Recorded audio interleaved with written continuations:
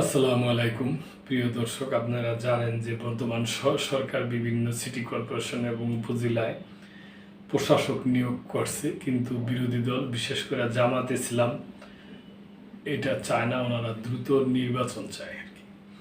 প্রশাসক নয়, স্থানীয় সরকার নির্বাচন চায় জামায়াত। স্থানীয় সরকারের সব স্তরে দ্রুত নির্বাচন চায় জামাত ইসলামী। সিটি কর্পোরেশন এবং জেলা পরিষদে বিএনপি নেতাদের প্রশাসক হিসাবে নিয়োগের প্রতিবাদ জানিয়েছে বিরোধী দল। তাদের ভাষ্য, সরকার মেধার পরিবর্তে কোটার পক্ষ নিয়েছে, যা জুলাই গণঅভ্যুত্থানের চেতনার পরিপন্থী। মঙ্গলবার রাজধানীর মগবাজারের কেন্দ্রীয় কার্যালয়ে সংবাদ সম্মেলনে এসব কথা বলেন জামাতের সহকারী সেক্রেটারি জেনারেল মাওলানা আব্দুল হালিম। এ সময় উপস্থিত ছিলেন কেন্দ্রীয় কর্মপরিষদ সদস্য জাহিদুর রহমান। সম্প্রতি 11টি সিটি কর্পোরেশনে মেয়রের দায়িত্ব দিয়ে এবং 42টি জেলা পরিষদের চেয়ারম্যানের দায়িত্ব দিয়ে প্রশাসক নিয়োগ দিয়েছে সরকার। 7 বিশ্ববিদ্যালয়ে বিএনপি নেতা এবং দলটির সমর্থক শিক্ষকদের উপাচার্য হিসাবে নিয়োগ দেওয়া হয়েছে।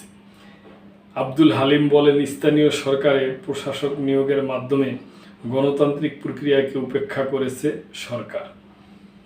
জনগণের প্রত্যাশা, স্থানীয় সরকার নির্বাচন স্বাভাবিক নিয়মে অনুষ্ঠিত হবে।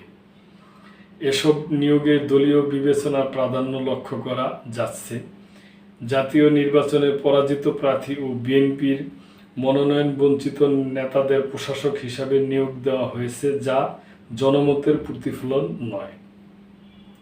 নির্বাচনের পরিবর্তে প্রশাসক নিয়োগকে জুলাই চেতনার পরিপন্থী আখ্যা দিয়ে আব্দুল হালিম বলেন, সরকার গণতান্ত্রিক চেতনাকে ব্যাহত করেছে। দীর্ঘদিনের ফ্যাসিবাদ বিরোধী আন্দোলন সংগ্রামের মূল লক্ষ্য ছিল জনমতের প্রতি শ্রদ্ধা প্রদর্শন। প্রশাসক নিয়োগের পরিপন্থী। এর ফলে স্থানীয় সরকার ব্যবস্থায় স্বচ্ছতা ও জবাবদিহি ক্ষুণ্ণ হওয়ার আশঙ্কা তৈরি হয়েছে। স্থানীয় নির্বাচনে দলীয় সুবিধা নেওয়ার প্রেক্ষাপট তৈরি হয়েছে, যা গ্রহণযোগ্য নয়। নির্বাচন দাবি করে আব্দুল হালিম বলেন, স্থানীয় সরকার ব্যবস্থা সচল রাখতে জনগণের ভোটের প্রতিনিধির নির্বাচিত হওয়া জরুরি। সরকারি দল সংশ্লিষ্টদের উপাচার্য হিসাবে নিয়োগের সমালোচনা করে সংবাদ সম্মেলনে বলা হয়, জাতীয় নির্বাচনে বিএনপি মনোনয়ন প্রত্যাশীকে উপাচার্য নিয়োগ করা হয়েছে, যা মেধা নয় কোটাকে ধারণ করে। বিশ্ববিদ্যালয় মঞ্জুরি কমিশনের ইউজিসি চেয়ারম্যান পদে পরিবর্তনও উদ্বেগজনক। বাংলাদেশ ব্যাংকের গভর্নর পরিবর্তনের প্রসঙ্গে আব্দুল হালিম বলেন, এই গুরুত্বপূর্ণ পদে নিয়োগের ক্ষেত্রে যোগ্যতা ও অভিজ্ঞতাকে অগ্রাধিকার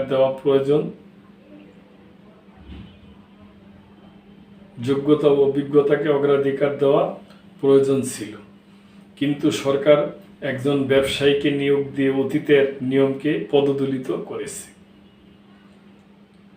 তো প্রিয় দর্শক, এটা বিরোধী দল এবং জামাতের বলা। এ ব্যাপারে আপনাদের যদি কোনো মন্তব্য থাকে অবশ্যই করবেন এবং লাইক, কমেন্ট, শেয়ার করে সাবস্ক্রাইব করে মেম্বারশিপ নিয়ে চ্যানেলটির পাশেই থাকবেন।